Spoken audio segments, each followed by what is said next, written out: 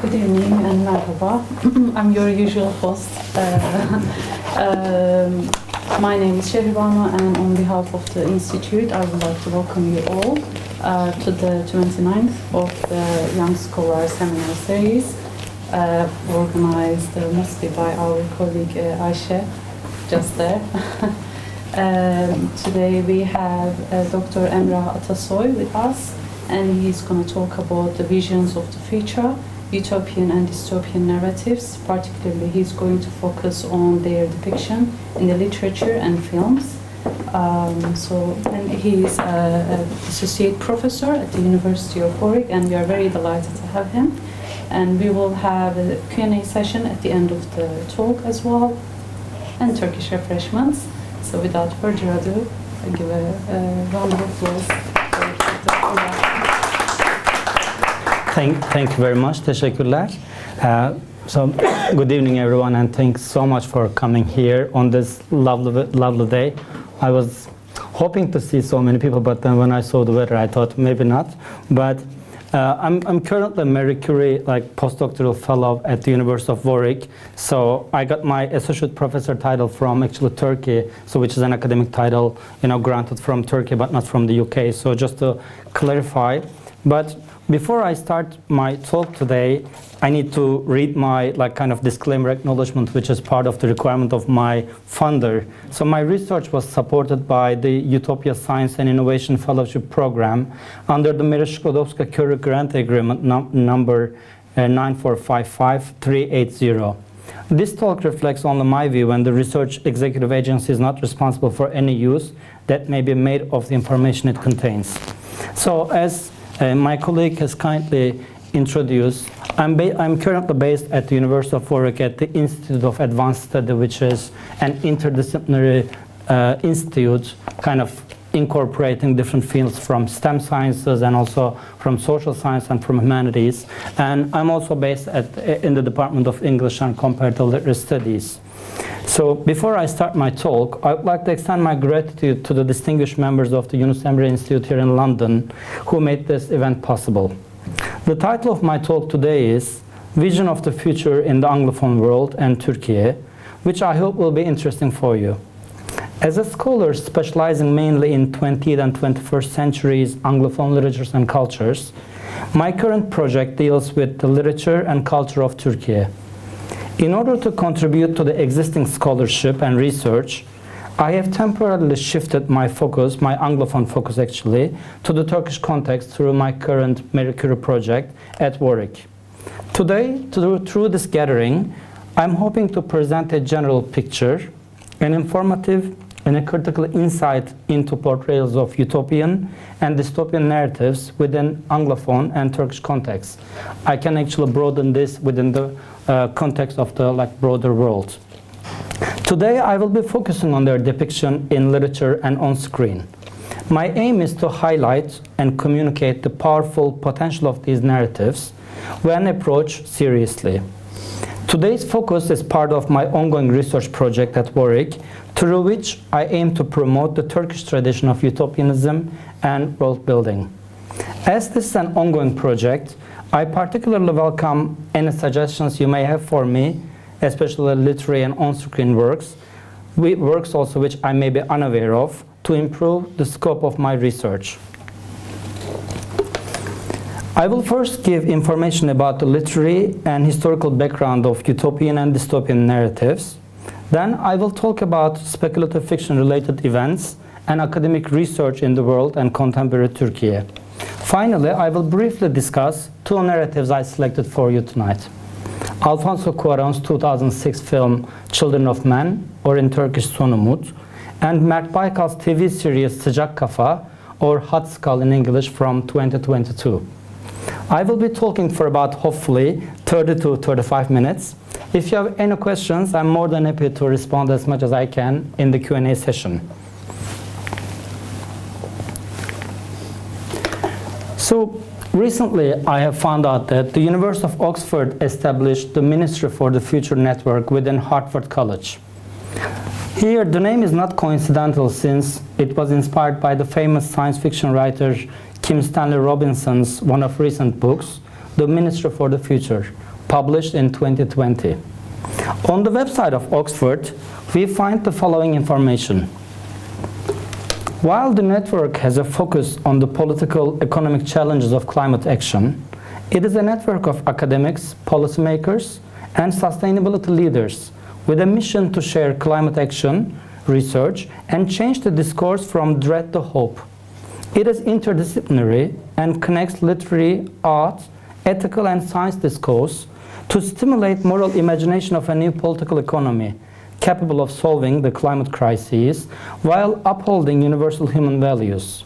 In 2021, when Annette Mikes, an associate professor of accounting at Oxford, read The Ministry for the Future, it had a profound impact on her and her colleague, Professor Tom Fletcher, former foreign policy advisor to 3 UK prime ministers and the principal of Hertford College at Oxford.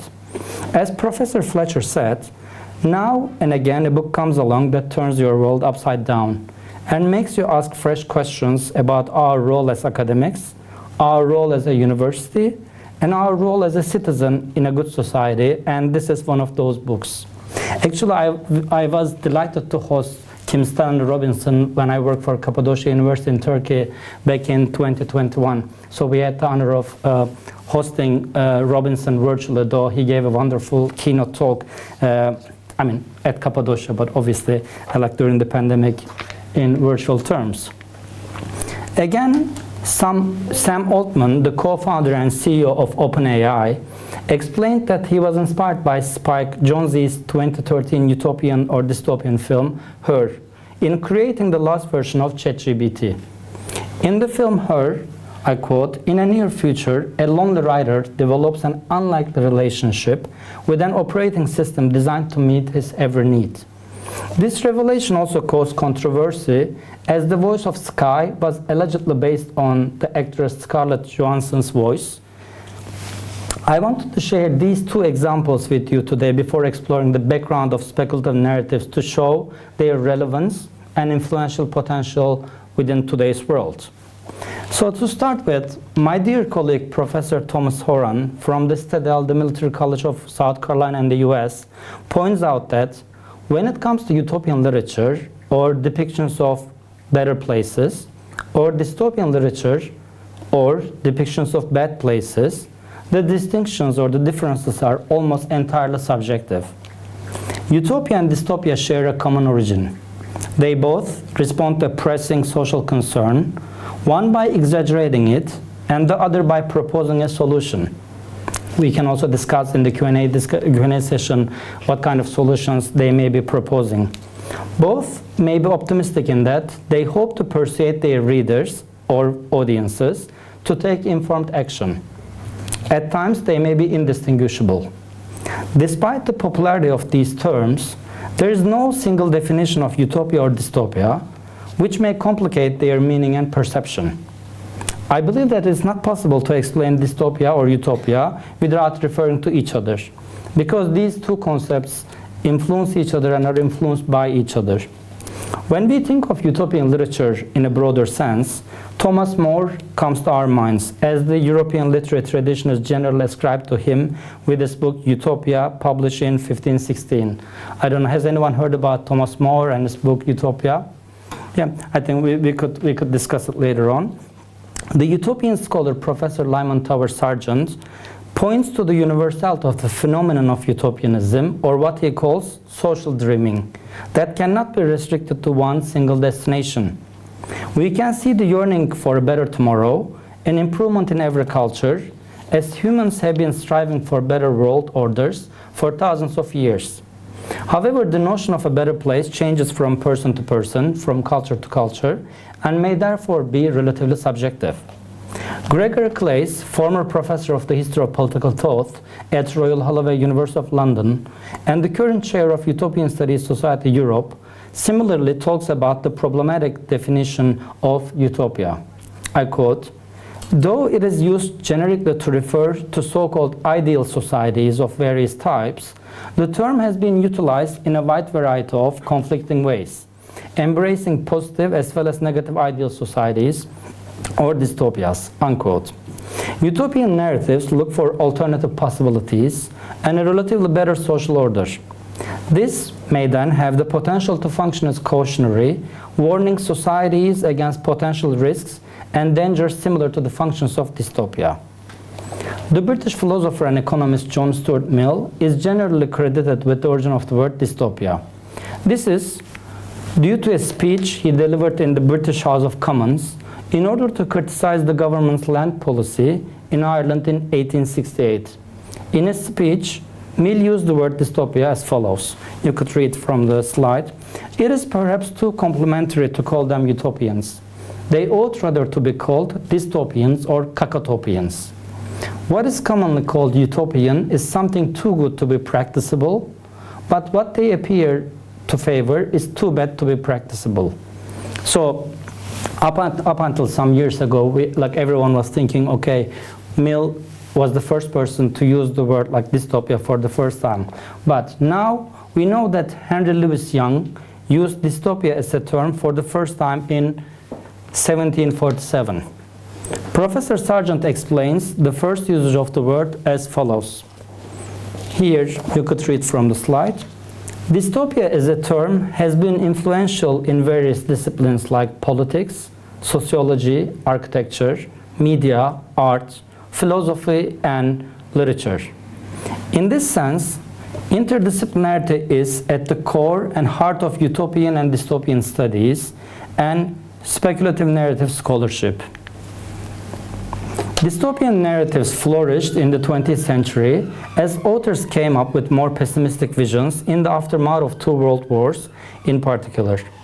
Professor Kate Booker states that the dystopian world should encourage the reader or viewer to think critically about it, transfer this critical thinking to his or her home world, unquote. As we can understand from these controversial frameworks, it is not possible to come up with one single definition of dystopia or utopia, because it is highly subjective to call something utopian or dystopian. In this regard, one person's utopia can become another person's dystopia. I think still a relevant phrase, even though it is a cliché phrase in the field now. Therefore, we cannot talk about a strict categorical difference between utopia and dystopia, but rather an interrelation or an interconnection. When we look at the general traits or characteristics of these narratives on the page or screen, I can touch on various aspects. The place and time may not be real.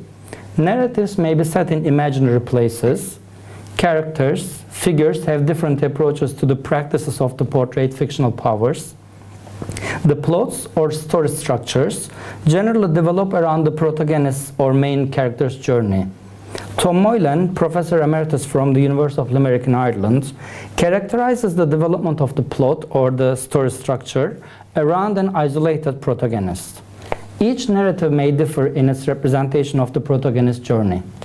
Some narratives, Moylan points out, may reflect the defeat of the protagonist or the main character, whereas some others may focus on their struggle against the fictional ruling body. When we think of utopia and dystopia, some representative texts may come to our minds. I can here name some of the following literary works.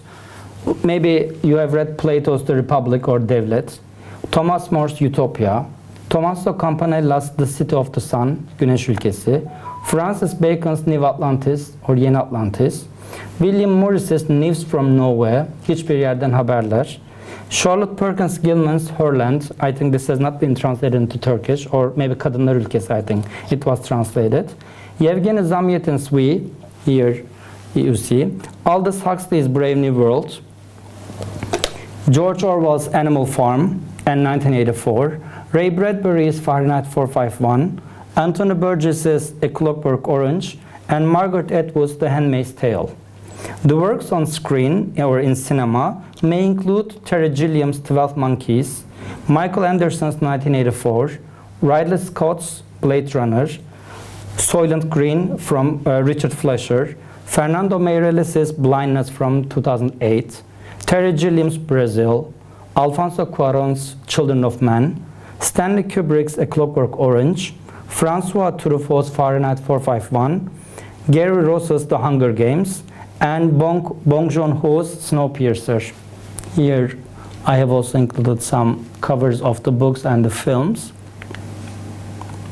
Here I don't know if you've seen this one. I think this is quite a nice adaptation of Fahrenheit 451. But A Clockwork Orange, like, has anyone read the book or seen the movie?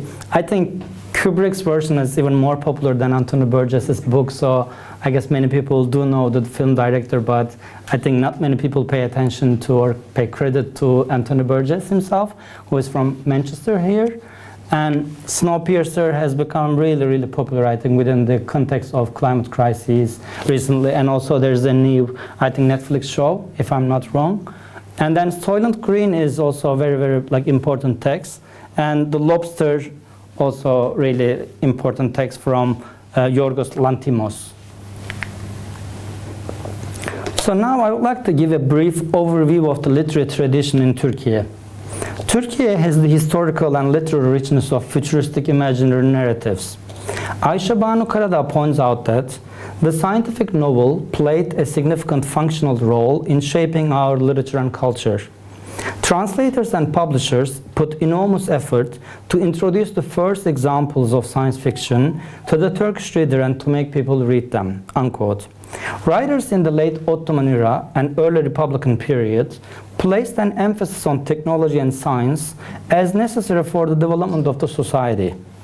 In these works, we see various themes and issues such as alternative social and political systems, inequality, and other aspects of the social order. We can say that utopian thinking developed under the influence of the foundation of the Republic of Türkiye and the ensuing reforms introduced by the founding figure, Mustafa Kemal Atatürk. The 1930s and subsequent decades saw the rise and evolution of literary works imbued with utopian themes. Historical and political events such as military coups, economic downturns, ecological challenges, and other societal issues inspired and shaped texts with anti-utopian or dystopian leanings. Here I want to name some of these speculative works with utopian or dystopian undertones. I translated the titles of the book, so I mean if some of them are wrong, it's my fault, but because I think most of those texts have not been translated into English. But even the titles give a really good idea about like what the books are about or what these texts are about.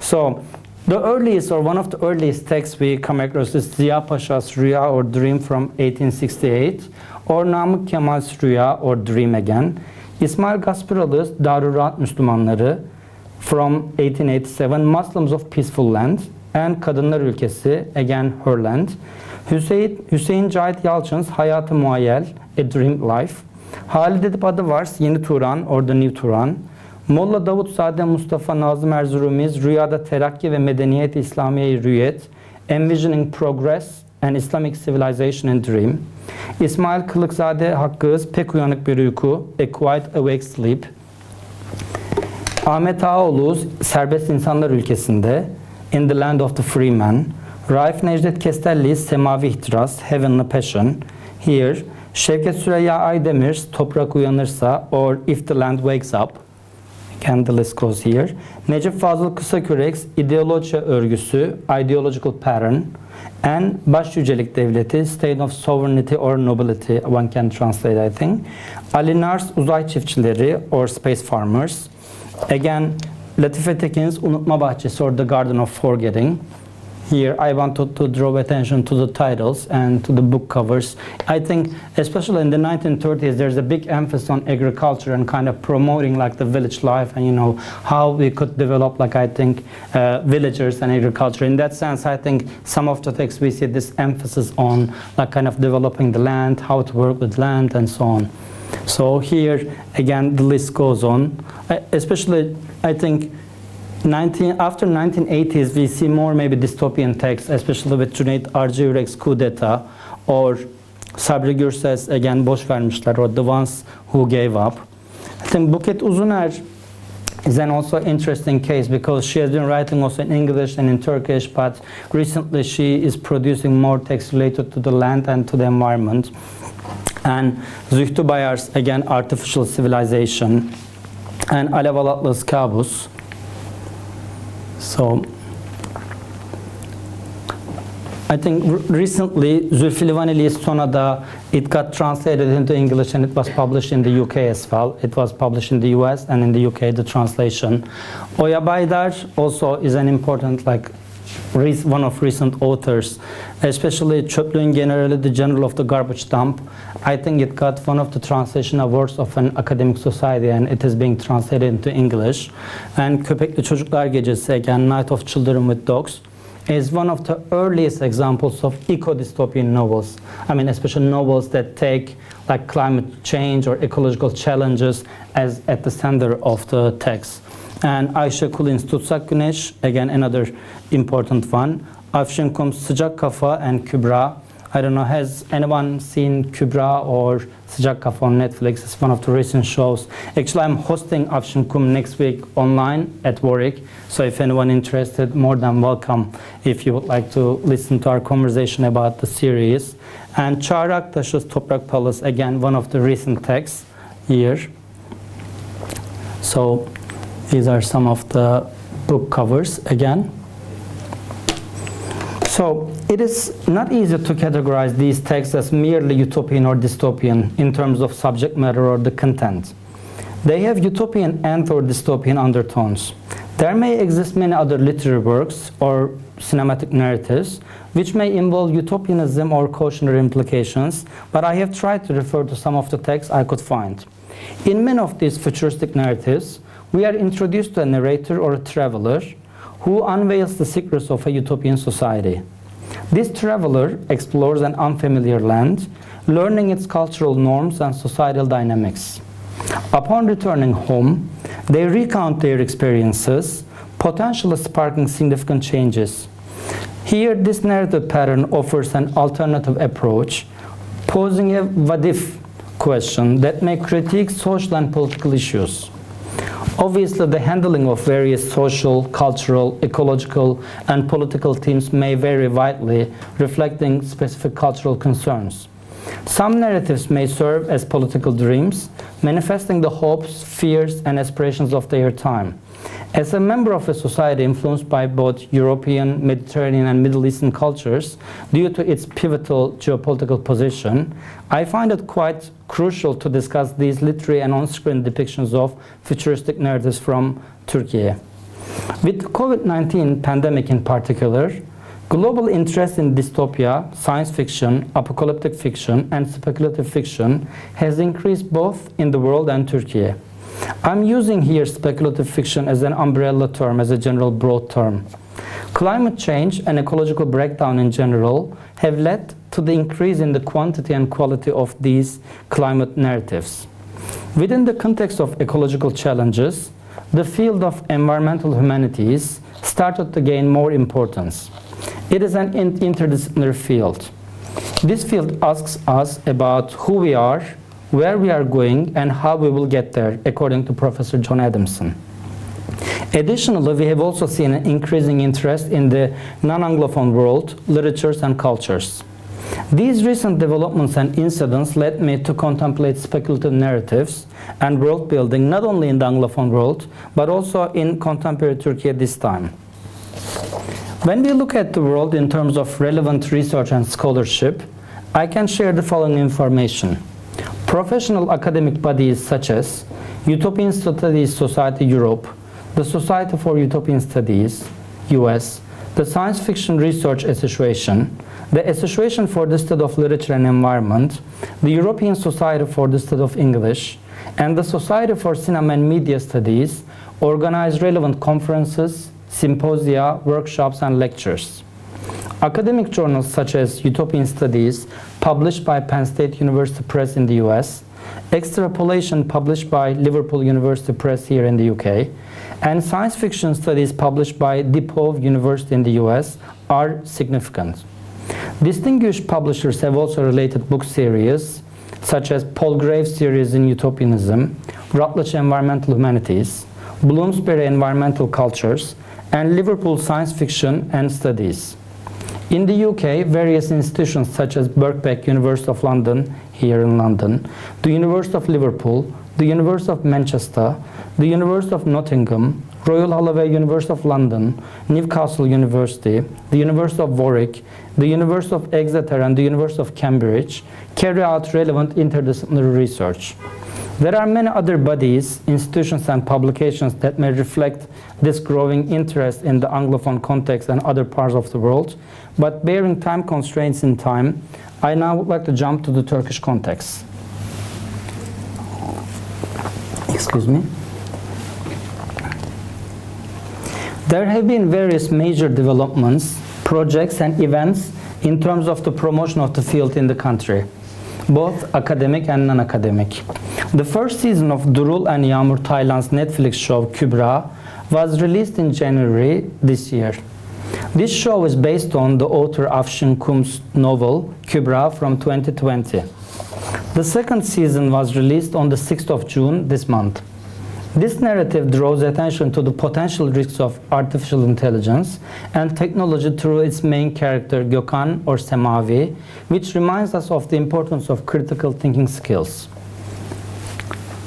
The director Hatice Aşkın has shared the news with me that her dystopian film Adres Olmayan Ev, or The House with No Address, will be released very soon this year.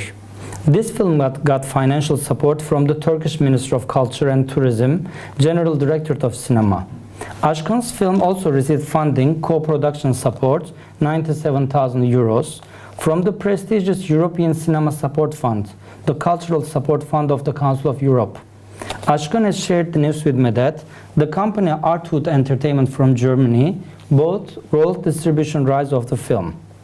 There is another series called Yaratılan, translated as Creature, released on the 20th of October last year.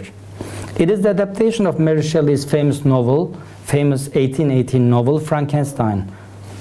As you see here, I don't know if you have seen, but I think it got positive and negative remarks, but it was one of the, again, I think successful adaptation examples in my opinion.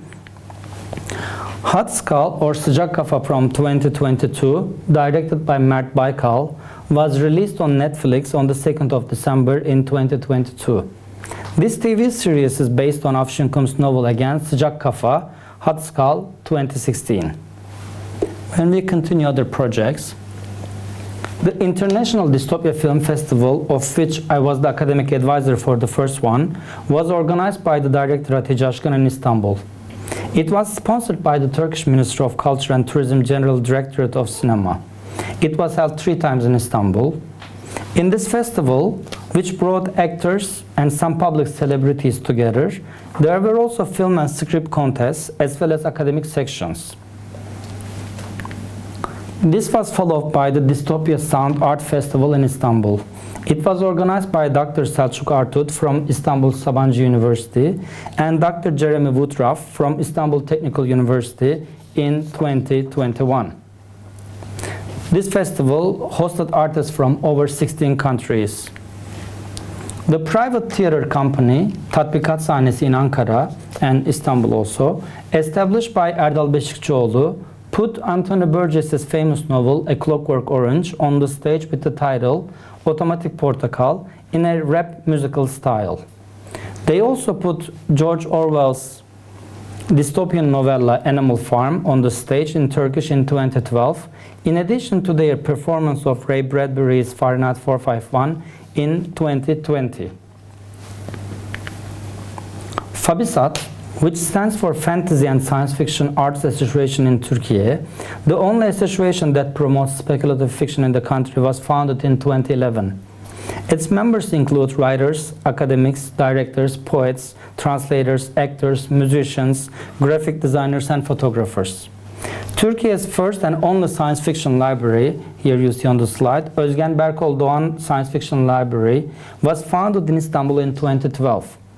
This library has a rich collection of utopian and dystopian literature, science fiction, fantasy, and speculative fiction. They do host numerous interdisciplinary lectures and other events open to the public. I mean, this is also a tragic story because the name comes from Özgen Berkol Doğan, if I'm not wrong, used to be a PhD student at Boğaziçi University, and he died of an accident. And his parents bought this mansion and they turned it into a library.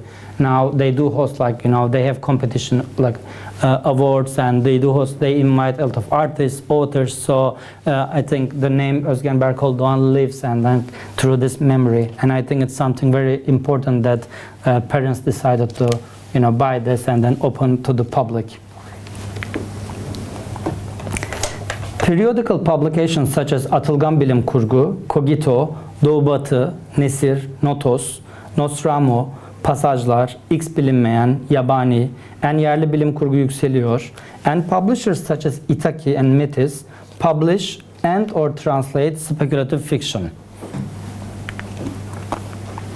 There are some other recent academic projects. I wanted to share a bit more information about our recent project here. Dr. Burcu Kayışçı from Istanbul's Boğaziçi University, Dr. Merve Tabur from Utrecht University in the Netherlands, and I co-edited the critical forum Cultural Encounters and Textual Speculations in the Mediterranean, which was published in the journal Utopian Studies on the 18th of March this year. This forum was enriched via articles by Dr. Ceyhun Arslan from Istanbul's Koç University and colleagues from the University of Tunisia from Tunisia. In our forum, our articles refrain from creating new hierarchies by simply inverting the East-West dichotomy or by consolidating the center-margin debate within the context of the Mediterranean. Here, Ceyhun Arslan from Koç University examines utopian possibilities that the Mediterranean, whether taken as a context or as a framework, generates for artists and scholars. He underlines the importance of identifying and resisting discriminatory notions and practices. Drawing on recent approaches to Mediterranean studies, he envisions what he calls a disciplinary utopia, wherein critics, scholars, and artists attend to linguistic and historical difference in their theorizing of Mediterranean complexities. Burcu Kayışçı reads Kafka's The Trial against Turkish author Bilge Karasu's Gece and Egyptian author Basma Abdelaziz Al-Tabur or The Queue. Here, Kayışçı situates these works from the Mediterranean basin within the larger dynamics of world literature. I presented an overview of the landscape of Turkish speculative fiction with my own article, and I presented this through the discussion of Çağrı Aktaş's Toprak Palace or Underground Station. Merve Tabur from the University of Utrecht in the Netherlands examines how urban futures are envisioned in contemporary Egyptian speculative fiction. Through close readings of Ahmet Naji's İstihdam al-Hayah, Using Life, which is set in a near-future Cairo facing environmental disasters, Tabur analyzes the text's satiric view of the impact of historical and contemporary forms of techno-futurist utopianism. Finally, our colleagues from Tunisia, Kavtar Ayet and Vahi Ayet, offer a comparative overview of the history and thematic concerns of speculative fiction in the south of the Mediterranean. They point at how cultural encounters in the Mediterranean basin have contributed to the development of modern conceptions of science fiction in North Africa by tracing the speculative fiction roots to earlier texts that appeared during the Islamic Golden Age and Ottoman eras. They offer close readings of texts that tackle social, political, and environmental issues in Egypt, Morocco, and Tunisia. Moreover, Dr. Sümeyra Buran from Istanbul's Medeniyet University and Dr. Veli Uğur from Muğla Sıtkı Koçman University co-edited the Anthology of Turkish Science Fiction series, which was published last year. Academics across Turkey contributed to the edited collection Bilim Kurguyu Anlamak, Alt Türleri Eleştirel Yaklaşımlar, or Understanding Science Fiction, Critical Approaches to Subgenres, published by Nobel, for which I also wrote a chapter. In this book, there are chapters on apocalyptic fiction, climate change, climate fiction, posthumanism, and human-non-human relationships. I think this work is important because contributing researchers produce chapters in Turkish using contemporary theoretical sources. We co-organized an international interdisciplinary conference, Living in the End Times, Utopian and Dystopian Representations of Pandemics in Fiction, Film and Culture. This was hosted virtually online by Türkiye's Cappadocia University in 2021. We had keynote speeches by Kim Stanley Robinson, who was the inspirational source for Oxford's Minister for the Future, Maggie G, the British author, and Larissa Lai from Canada, and we hosted over 200 speakers from 40 countries. Inspired by this conference, we now co-edited the book titled Utopian and Dystopian Explorations of Pandemics An Ecological Breakdown, Entangled Futurities, which will come out on the 29th of July this year, next month. Through this book we ask, how do pandemics and ecological breakdowns show us the ways that humans are deeply interconnected with the more than human world? And what might we learn from exploring these entanglements, interconnections, both within creative works and in lived reality? Apart from this work also, I can say that numerous departments from Turkey, from departments such as English literature, philosophy, sociology, history, communication and architecture, have relevant courses and issues in their programs. Now I would like to very briefly offer a critical analysis of Alfonso Cuarón's Children of Men and Mert Baykal's Sıcak Kafa. Then after that, I think I'll end with a very brief conclusion. Cuarón's Children of Men was released in 2006. It was inspired by the British author P.D. James's 1992 novel, The Children of Men. The film critically deals with the global issues of today's world. It demonstrates us how race, ethnicity, social class, and other axes may intersect with each other, which may result in discrimination, racism, xenophobia, and misogyny. The film is set in 2027 in a future world suffering from global infertility pandemic. This pandemic leads the whole world to collapse except for Britain, to which people across the world desperately are trying to emigrate. The film opens in medias res, as it has been already 18 years since the last child on Earth was born. The world is taken to shock and despair upon the death of Diego Ricardo, the youngest person in the world, 18 years, 4 months, 16 hours, and 8 minutes old. The only fertile citizen turns out to be a black African refugee woman, Ki, whom the male protagonist Theopharon is tasked with protecting. Immigrants and refugees who are subject to social exclusion and displacement are hunted down and put into cages. Most of the refugees are African and Middle Eastern. Their discrimination takes place on various levels: British versus non-British, white British versus black British, Christian versus Muslim, legal citizen versus illegal immigrant, black refugee versus white refugee, white woman versus black woman, and legal black woman versus illegal black woman. In one scene, an old German woman complains about being in the same cage with black people despite herself being a refugee. We see that xenophobia is so deeply embedded in her own cultural disposition that she fails to recognize her own situation. We see that certain characters like Ki, Luke, Julian, Miriam, and Marichka disclose how multiple intersecting factors may function in the construction of identity, racism, and other forms of oppression in the film. The film, one may argue that, it places hope and a future solution in a black refugee woman and her baby. But that figure needs the help of a white male to fulfill her mission. The impact of the hegemonic white male supremacist discourse can be seen in Ki's constant need to be guided by a male and her reduction to her productive attributes. The film, I think, has become especially relevant now within the current discussion of migration crises and refugee crises. So it is again coming back and back, I think, and becoming really popular. So now I'd like to discuss very briefly Baykal's Sıcak Kafa or Hot Skull. I selected this work because it has various correlations or similarities with Cuarón's film. Directed by Baykal and Umur Turagay, the series was released on Netflix on the 2nd of December in 2022. Despite its initial success, appearing in the top 10s in 17 countries and featuring in Türkiye's top 10s for 67 days, Netflix cancelled the second season due to underperformance. Sıcak Kafa garnered significant attention and increased global interest in Turkish narratives on the page and screen. While speculative fiction has flourished in the country over the past 50 years, its screen adaptation hasn't kept pace.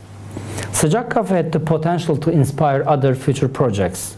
The cancellation of the second season, in my opinion, is unfortunate, as the plot, particularly in the final episodes, was set to reveal complex relationships and connections within the series. Before and after it was released, it got positive and negative comments from critics. One critic says, like so much foreign language drama, you get a completely different, original, and perhaps more honest satirical slant on the world we are living, unquote. Vidas Yadav asks various challenging questions about the series. From where did this virus originate? How do they survive? Another reviewer, Karina, states that the story is a very universal since it revolves around an epidemic. When we look at the official synopsis of the series, you could read here from the slide, we can understand that we are faced with a world in which all people except for the protagonist Murat Siyavush, a linguist, are susceptible to contracting the ARDS virus, a fictional illness caused through verbal communication. This results in jabbering, that is talking gibberish, explained by Murat. And in Turkish it's abuklamak, as they translated. I think they have done a nice job of translating talking gibberish as abuklamak. So Murat explains the illness as such. Semantic virus. That is what we named it 8 years ago when the pandemic started. A contagious mental disorder that spread through speech from one ear to another. Colloquial known as jabbering. We call it that because people start talking nonsense. That is the first and most important symptom. After communication channels broke down, financial depression, total collapse of the system, panic, fear, chaos, the world soon gave in to the pandemic. In this pandemic-stricken world, a tyrannical anti-epidemic institution is established to find a cure for a disease. However, 8 years into the pandemic without a cure, the institution becomes oppressive, dehumanizing the infected, reminiscent of Fernando Meirelles' film Blindness from 2008, based on Jose Saramago's 1995 novel Blindness or Körlük. The infected are either eliminated or quarantined. In this series, we see certain comparisons as well. The infected jabberers are compared with the non-jabbered ones. Pro-peace and pro-violence figures are likewise compared. Powerful female figures, characters like Shule and Aslı, are juxtaposed with strong male figures such as Fazıl and Murat. And we see also many other comparisons. When we look at the overall picture of Huxley, and also while we criticize or analyze this series, even though there may be some problems involved in plot development and putting a dystopian novel on the screen, I believe that Huxley deserves positive critical reception, not only because it's one of the very first examples of dystopia on the screen in the country, but also because the idea of jabbering or abuklamak, inspired by Afshin Kum's novel Huxley, is quite unique. I recently found that also the famous author Octavia Butler has a text called Speech Sounds from 1983 with a similar idea, but still Afshin Kum's idea is quite unique here. As the setting is Istanbul, it also adds a novel dimension. Through Shule's ongoing resistance and Murat's transformed self that now persists in the quest for a cure for the disease, Huxley highlights the importance of clinging to hope. In conclusion, I hope I could today give you a brief insight into speculative fiction and utopian and dystopian narratives in the world and the country. We need social sciences and humanities as much as we need STEM disciplines. Scientific facts alone won't help us understand today's problems and come up with possible solutions. We need critical thinking, imagination, and creative spaces as much as we need science and engineering. We need to cultivate a new thinking to embrace a more inclusive and interdisciplinary approach. I believe that Turkish speculative fiction has finally found its own voice in the 21st century and is now discussing critical issues of today's world. I believe that Türkiye has a good potential for scholarly work on such narratives. Through these narratives, the authors of speculative fiction and the producers of on-screen narratives invite their readers and audiences to consider challenging problems and possible solutions at a level as relevant as the speculative fiction of other languages, cultures, and nations. Thank you for listening to me. If you have any questions, more than happy. I hope I was good with timing. Yeah. So if there are any questions or comments, maybe any unclear parts, yeah. It would be great maybe if you could briefly introduce yourselves and then, yeah. Just a name. Yes. 2 points. I would prefer if you explained in the beginning, before going deep, what's the meaning of utopia, what's the meaning in English, I mean in simplicity. Yes. I just read 2 years ago by accident a booklet, that's why I know utopia. Okay. Otherwise, I don't know what's the meaning. Okay, okay. So, the second point, you mentioned millions of, well, not millions, 10, 20 of films. Many of them are American, are not Turkish, but the lecture is about Turkey. So I didn't understand that point. And then what is the common between all these films? Are they simply just science fiction or they relate to utopia? I didn't understand this point. We are talking about utopia, but then we move to science fiction. Yes. So you mentioned Hunger Game and Blade Runner. Why didn't you mention Matrix? Is it just, it belong to them or it's different? Yeah, thank you very much. The last point, sorry, I criticized the quality. Some slides, their quality is not clear. Yeah. I think it is due to the light, actually. I think I try to find like high quality pictures, but if the quality is not like good, sorry. Yeah, thank you very much for the questions. I think these are very relevant questions. Like I tried to like explain in the very beginning with like quoting my colleagues Thomas Horens. So basically, utopia, I think many people call it as no place or the perfect place or the good place. So topos in Greek means place, and so no. But like many people said, it's the good place. So that's the traditional like understanding. But obviously, this notion of like good place or no place depends on the person. So dystopia, this in Greek means bad, topos place. So basically bad place. But then, how you define good place or bad place obviously very much depends on your approach to to these concepts. So that's like I think in very simple terms maybe the definition. But then obviously there are so many like scholars like trying to come up with different definitions based on their academic backgrounds or disciplinary backgrounds. So coming back to why there are not so many Turkish films, I think this is in early stages, because this is still, I think some directors are doing their best like to produce these like works, shows. So that's why I couldn't include so many Turkish films, because so with Hatice Aşkın, with the director, I work closely and I talk to her. I think these are very recent like works from film or from cinema, but from literature we have so many examples. And also from the like Turkish case, it is very difficult like to categorize these works as science fiction, utopia, dystopia.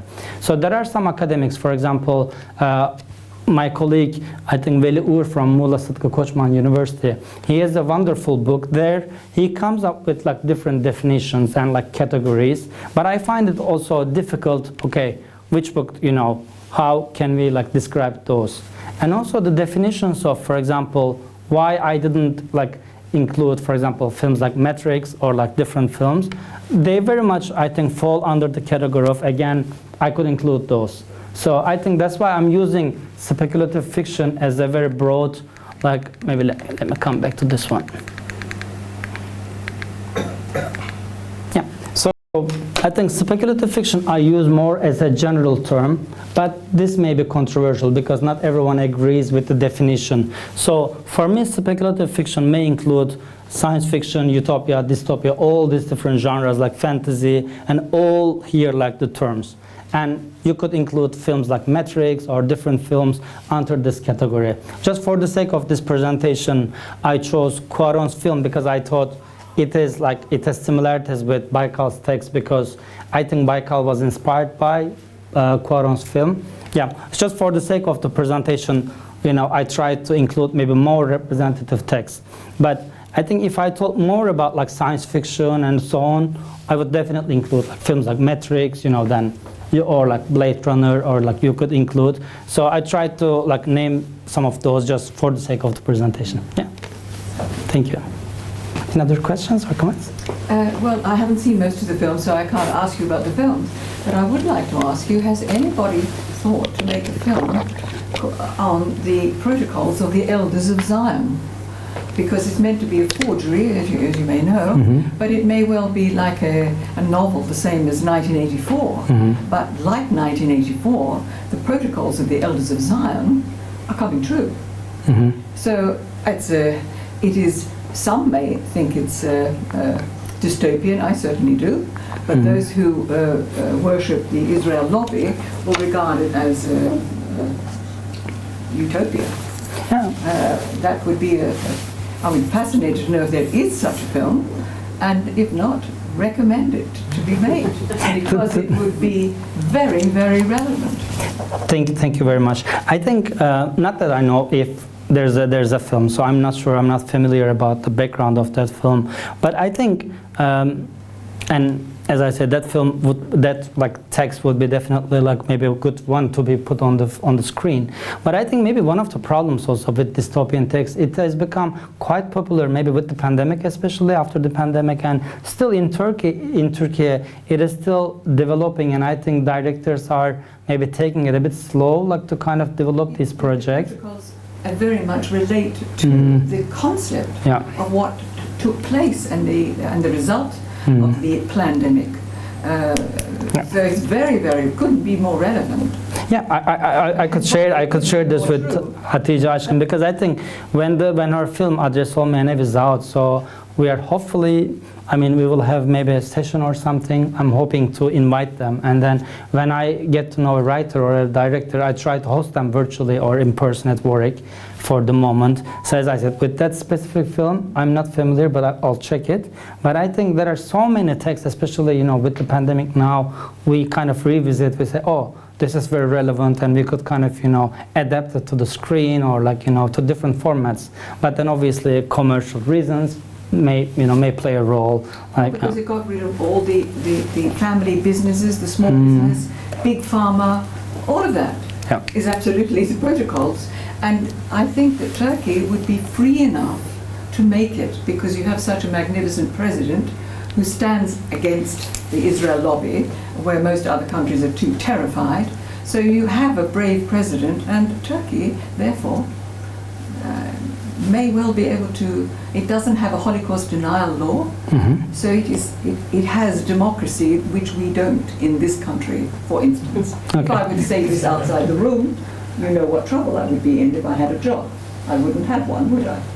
Okay. No, thank you very much. As I said, I'm not familiar with the text, but I'll definitely like search about it. Thank you.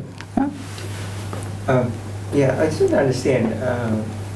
I'm not sure if you did answer it already, but a lot of influence and inspiration comes from, you know, Western cinema and books and that.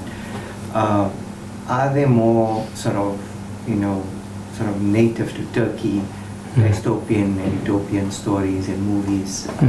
Like I said, I'm not sure. A lot of those titles I wasn't familiar with. Of course. But just to understand, you know, is there anything coming specifically out of Turkey that's very unique? And also in terms of like the different topics, like a lot of it talks about immigration and pandemic, but is there anything going beyond that, like you know, something like you know, like a Blade Runner series, or you know, along those kind of films and ideas? No, thank you. I think that's a very relevant and very important question. So I think when we look at the Turkish context, when like, you know, we kind of adapted, I think, in the 1868 and like moving onwards, I think when I look at those texts, some of like the patterns were kind of like, you know, imitated like from some maybe, you know, counterparts like texts from Europe at the time. And then so it took a while, I think, for these genres to find their own like distinctive voices. So when we look at especially the 1930s or 40s, I think, for example, the texts that deal with like agriculture or like, you know, kind of developing like the villagers and so on, I think there we really see the local colors. I think what makes like especially these texts maybe unique or like distinct like to the Turkish like tradition is that especially those texts, they reflect the like social issues or social problems of like those people or like those like, you know, local like contexts. But especially in the last, I think, 20-30 years, I see more and more, for example, now they are using like Istanbul as a setting, as a context, which didn't used to be the case. Or, you know, you see like certain kind of references to the Turkish context, and then I think it's more like those cultural like embedments that we see like in those like, you know, issues. But in terms of, I think, themes, I would say in recent texts we see more and more emphasis on climate change.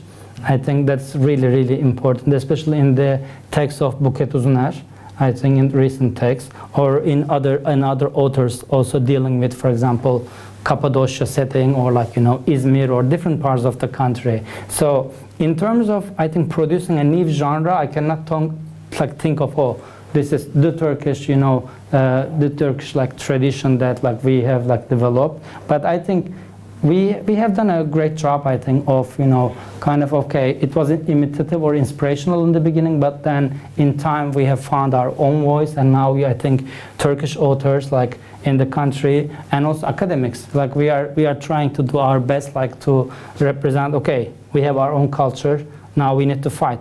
I think that's also one of the reasons why we worked on this. For example, this recent show, I think, where was this? So our recent forum with the colleagues. So because when we think of the Mediterranean, it's always like, okay, Italy, Spain, you know, like, so the concept of Mediterranean, like, sorry, I think, yeah, this one. So in this one, we try to like, you know, go against or expand the predominantly Eurocentric or like Western approach to the Mediterranean. And we said, okay, Turkey has a lot to offer. Also countries like Egypt, Tunisia, you know, they have a lot to offer. So Mediterranean is not only Italy or Spain or Portugal. So that's what we are trying to do now, like kind of like do research into like certain texts that have not been researched or studied that much, and try to bring an interdisciplinary perspective. So in that regard, for example, our colleague Ceyhun Arslan from Koç University, he offered a wonderful historical analysis of the Mediterranean from cultural, political, and literary perspectives. So in that sense, I think still there's a lot to do, but I think the progress has been really promising, I could say. Yeah, because I see you mentioned Korean as well. And you know, their cinema is like really raw. If you take like the story of like Parasites, the movie, you know, it kind of reflected a lot. There's a lot of focus afterwards on actually people do live very, you know, there's like a class system, and where those kind of poor people live in Seoul. And yeah, it's very unique to that. I think for the cinema part, there's still a lot, like a long way to go for us, unfortunately. Whereas in literature, it's really rich. But I think in cinema, it is developing also at a good pace, I would say. Yeah. Just relate to this, I don't know if you've come across the research on William Shakespeare's work, where it shows that his stories are based in the Mediterranean. He sort of stripped away the Muslim influence, you know, and only had like the better Anglo-Saxon influence there. So that's also quite an interesting sort of study of how there's like a cultural appropriation that sort of went on. Yeah. So that's yeah, I think that's the binary thinking we are trying to challenge as well. Exactly. Yeah. So it's quite related to that. But I had a broader question. So you mentioned about speculative fiction, right? Why do we need to create speculative fiction? Like, is it good for society? Like, have you asked that question, basically? I think you alluded to it briefly in your conclusion, that it can, open the minds of folks to accelerating science and stuff. But can you expand on that a little bit, basically? Like, why do we need speculative fiction in the first place? And secondly, do you have any interesting examples of, like, Ottoman speculative fiction? I know your research is on 20th century onwards, but quite interested in what the sort of Ottoman thinking was, because the Ottomans were quite late to the Industrial Revolutions compared to the Brits and stuff like that, so very different in terms of how they think about tech and stuff, right? So yeah. Thank you very much. I think very relevant, very important question, especially why we need, or do we need speculative narratives or world building. I think we do need them because actually we are constantly like creating like alternative world systems, or we always think, okay, how can we make the future better?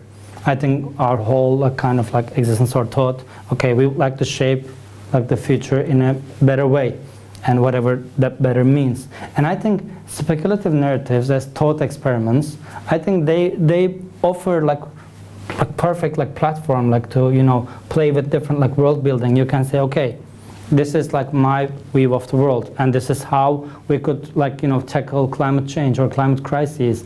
And I think if you see like such examples of like different world orders in theory, and then you can come up with, hey, can we like, you know, apply this to the practice or to real life? And I think that way, this type of like narrative, because it's also quite interdisciplinary, and it enables us to have a holistic picture. I think especially, so when I teach this course, like, so I also like, you know, engage with my students, okay, why do we need, or like I sometimes ask them, please create your own world. You know, how do you imagine tomorrow from your own world? And I think this also may very much depend on the generation, you know, on many different backgrounds, like, you know, academic background, like socioeconomic background. So in that sense, I think because these narratives, like as thought experiments, like, you know, kind of force us or like, you know, push, like make us like cross the boundaries of like imagination, I think they are really, really important. And in that sense, you know, I think even before Plato's, obviously, every culture has a vision of, you know, how to shape the future like differently, and this all this about, I think.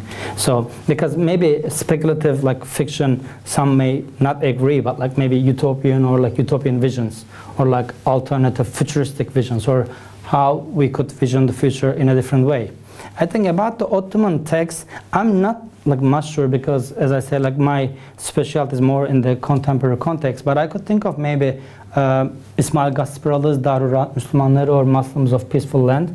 There I think, if I'm not wrong, I read like a while ago, but the narrator like is in a kind of like, you know, sleep and wakes up in Andalusia in Spain, and then is faced with a like Muslim society, an ideal Muslim society. And there I think we see kind of certain like critique of the existing system if we read behind the line. I think that is, for example, maybe one of, maybe also relevant to your question, like if we think like, okay, an ideal Muslim society, like, you know, Muslims of Peaceful Land, and then through this depiction, like, you know, what the author is trying to critique and what can we learn from this text.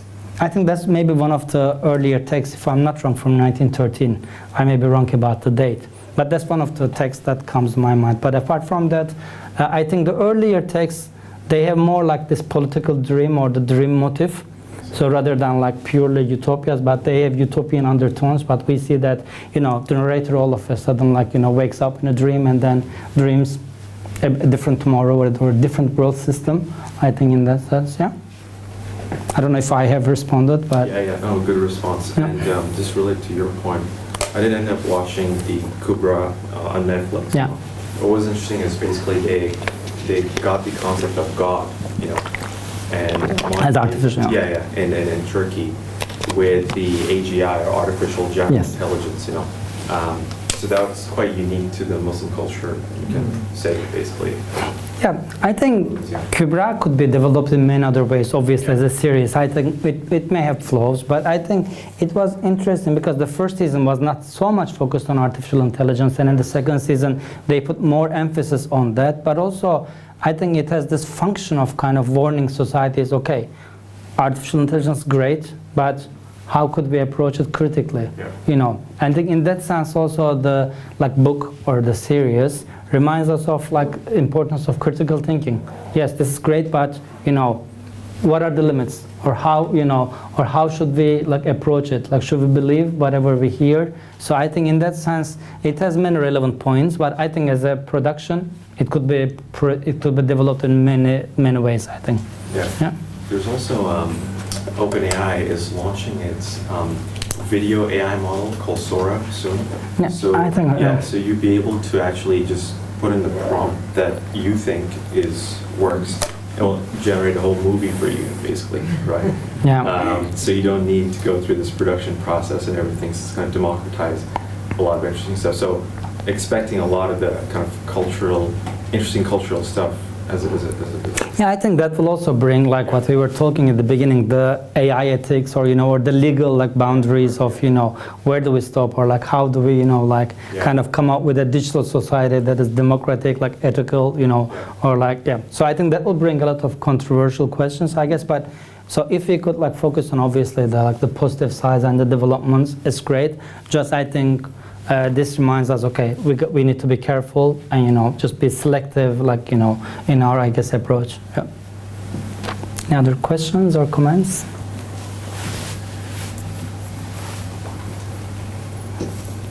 Shall we say thank you? And, Yeah.